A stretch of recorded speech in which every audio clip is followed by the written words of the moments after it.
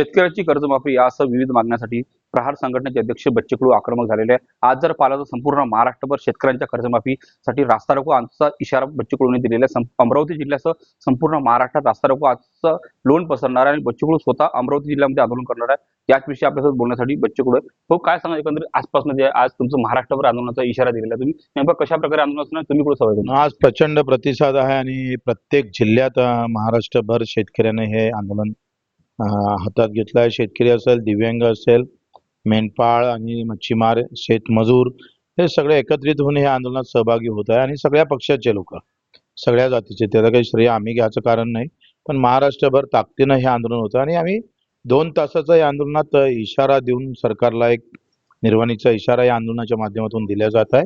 सरकारने यावर विचार केला पाहिजे, नाही तर भविष्यात मोठं आंदोलन होईल। तुम्ही कुठे आंदोलन करणार? मी अचलपूर, चांदूर बाजार, अमरावती, अमरावती संभाजीनगर, लातूरहून नांदेडला आणि मग 25 तारखेला सकाळी 8:30ला आम्ही पूर तांब्याला जाऊ। तिथल्या शेतकऱ्यांनी पहिल्यांदा देशातला शेतकरी संपाचं आंदोलन केलं होतं, ते पुन्हा करता येईल का यावर चर्चा होईल आणि तिथून आम्ही समोरची रेषा आखू। काल जर पाहिलं तुम्ही का बँक मॅनेजरला अक्षरशः खळसावलं होतं, त्याला तुम्ही थेट धमकी दिली होती, नेमकी कशा प्रकारे धमकी होती काय सांगा? मी शेतकऱ्यांना तेच सांगतो का आता जर कोणी सक्तीची वसुली करायला आलं तर एकतर तुमच्या ऐकून होत असेल तर तुम्हीच त्याच्यावर उपाययोजना करा, नाही होत असेल तर आम्हाला सांगा, आम्ही बँक मॅनेजरला आडवं घेऊ। आणि ह्या बँक अशा पद्धतीनं भर पावसात पेरणीच्या काळात जर वसुली सक्तीची केल्या जात असेल तर त्याला आम्ही सोडणार नाही, बँक कुठलीही असू दे। मुख्यमंत्र्यांना याबाबत काय आवाहन करणार आहे?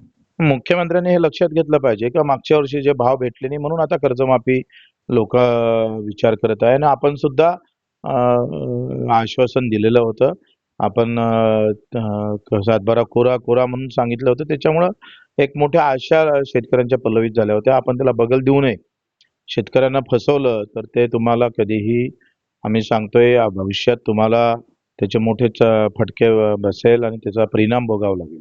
तुम्हाला जर पाहिलं तर अनेक आमदार खासदारांनी पाठिंब्याचे पत्र दिले, तसे तुम्ही सोशल मीडिया सुद्धा टाकलेलं आहे। कोण आमदार आहे, कोणकोणते पक्ष काय सांगणार? मला वाटतं 50 ते 60 आमदार आहे, तर सगळ्यांचे नाव नाही घेता येईल, पण सगळ्याच पक्षाचे म्हणजे काँग्रेस असेल, उभाटा असेल, शिवसेना असेल किंवा आमचे राष्ट्रवादीचे काही असणार, मनसे असेल, यांनी सगळ्यांनी पाठिंबा दिलेला आहे। छावा संघटना आहे, काही ओबीसी, मराठा याही काही संघटनांना पाठिंबा दिलेला आहे, त्यांचं मी स्वागतच करतो आणि शेतकरी म्हणून आम्ही रस्त्यावर येतो याचा आनंद आहे। नक्कीच शेतकरी म्हणून आम्ही रस्त्यावर येतो। आज जर पाहिलं तर बच्चू कडू स्वतः अमरावती जिल्ह्यामध्ये ठिकठिकाणी रास्ता रोको आंदोलनामध्ये सहभागी होणार आहे। नेमकं बच्चू कडूंचं आंदोलन कशा प्रकारे असणार आहे, खरंच या बच्चू कडूंच्या आंदोलनाला हिंसक वळण लागणार का, हे सुद्धा बघणं महत्त्वाचं असणार आहे। कारण का यापूर्वी जर पाहिलं तर बच्चू कडूंच्या आंदोलन अनेकदा हिंसक वळण लागले, त्यामुळे आजच्या आंदोलनाकडे पोलिसांचं तितकंच महत्त्वाचं लक्ष असणार आहे। नेमकं सरकार या आंदोलनाची खरंच दखल घेणार का, सरकारची भूमिका यावर काय असणार हे सुद्धा बघणं महत्त्वाचं असणार आहे। सूरज दहाट, लोकशाही मराठी, अमरावती। लोकशाही मराठी, ऐका, पहा, जागरूक रहा।